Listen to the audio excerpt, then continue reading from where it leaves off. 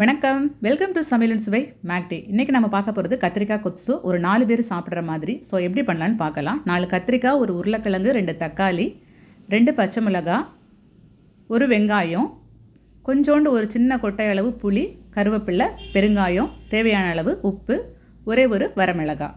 அவ்வளோதான். பாருங்கள், இப்போ வெங்காயம், கருவேப்பிலை, வரமிளகாய் இது எல்லாத்தையும் கட் பண்ணி வச்சுருட்டேன்.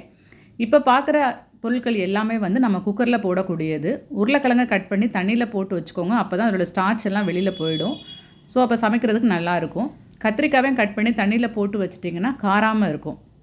நிறைய பேர் கத்திரிக்காய் கட் பண்ணி வெளியில் வச்சுருப்பீங்க. அப்படி பண்ணாதீங்க. கொஞ்சமாக உப்பு போட்டு அந்த தண்ணியில் நீங்கள் கத்திரிக்காவை போட்டு வச்சிட்டிங்க அப்படின்னா நல்லாயிருக்கும்.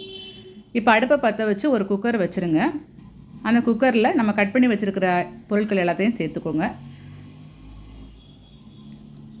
கத்திரிக்காய் முதல்ல சேர்த்துக்கோங்க. கத்திரிக்காய் அடிக்கடி நீங்கள் சாப்பாட்டில் சேர்ந்துக்கிட்டீங்க அப்படின்னா உடம்புக்கு ரொம்ப நல்லது. ஸோ உருளைக்கிழங்கையும் அதில் சேர்த்துக்கோங்க. அடுத்து நறுக்கி வச்ச தக்காளியை எடுத்து சேர்த்துக்கோங்க. 4 பேர் தாராளமாக இதை சாப்பிட்லாம். கொஞ்சோண்டு ஒரு சின்ன கொட்டை அளவு புளி எடுத்துக்கோங்க. காரத்துக்கு 2 பச்சை மிளகாய். நீங்கள் குழந்தைங்களுக்கு கொடுக்குறதா இருந்தால் ஒரு பச்சை மிளகாய் மட்டும் போட்டுக்கோங்க. தேவையான அளவு உப்பு சேர்த்துக்கோங்க. நம்ம உருளைக்கிழங்கு சேர்க்குறதுனால பெருங்காயம் சேர்க்குறது ரொம்ப நல்லது. அதனால் கொஞ்சம் பெருங்காயம் சேர்த்துக்கோங்க. இப்போ இதுக்கு ஒரு டம்ளர் அளவு தண்ணி ஊற்றிக்கோங்க. அவ்வளோதான். இதை குக்கரை க்ளோஸ் பண்ணிவிட்டு அடுப்பில் வச்சு 2 விசில் மட்டும் விடுங்க. கொத்தமல்லி கொஞ்சோண்டு கட் பண்ணி வச்சுக்கோங்க கடைசியில் நாம் சேர்க்குறதுக்கு. இப்போ 2 விசில் வந்துருச்சு. இப்போ நம்ம குக்கரை இப்போ ஓப்பன் பண்ணி பார்க்கலாம்.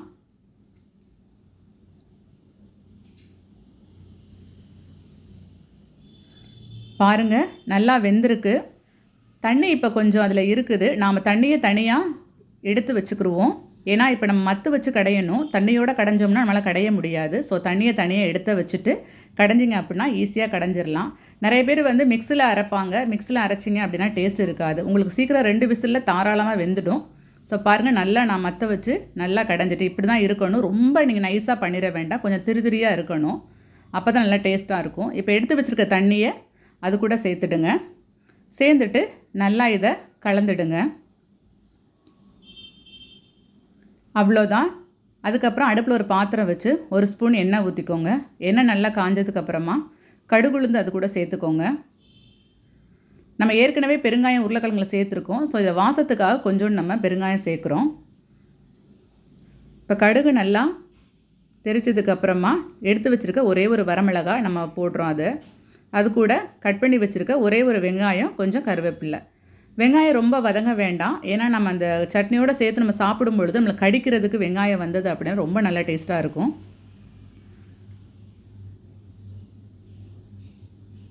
அதை மட்டும் ஒரு 2 நிமிஷம் மட்டும் வதங்கினா போதும். ரொம்ப நேரம் நீங்கள் வெங்காயம் வதங்கணுன்ற அவசியம் கிடையாது. எப்பயுமே நார்மலாக நம்ம தக்காளி சட்னி, தேங்காய் சட்னி தான் செஞ்சு கொடுப்போம். ஸோ இந்த மாதிரி டிஃப்ரெண்ட்டான சட்னி செஞ்சு கொடுக்கும்போது குழந்தைங்களுக்கும் வீட்டில் உள்ளவங்க நல்லா விரும்பி சாப்பிடுவாங்க. இப்போ நம்ம கடைஞ்சி வச்சுருக்க கத்திரிக்காய் எடுத்து நாம் உள்ளே ஊற்றிடலாம். ஊற்றும் பொழுது சிம்மில் வச்சு ஊற்றுங்க. நீங்கள் ஃபுல்லாக வச்சிங்க அப்படின்னா கத்திரிக்காய் டக்குன்னு நீங்கள் ஊற்றின ஃபோர்ஸுக்கு வேகமாக பபிள்ஸ் மேலே தெரிச்சிரும். ஸோ கொஞ்சம் கவனமாக பார்த்து ஊற்றுங்க. இப்போ நல்லா கிண்டி விட்டுக்கோங்க. பாருங்கள், நல்லா கொதிக்க ஆரம்பிக்குது. இப்போ உப்பு உங்களுக்கு பத்துதா போதுமானு டேஸ்ட் பண்ணி பார்த்துக்கோங்க. எனக்கு உப்பு கரெக்டாக இருக்குது. அவ்வளோதான். ஒரு நிமிஷம், ஒரு 5 நிமிஷம், 1 to 5 நிமிஷம் கொதிச்சாலே போதும். அதுக்கப்புறம் நம்ம கட் பண்ணி வச்சுருக்க கொத்தமல்லி தழையை எடுத்து மேலே தூவி விட்டுருங்க.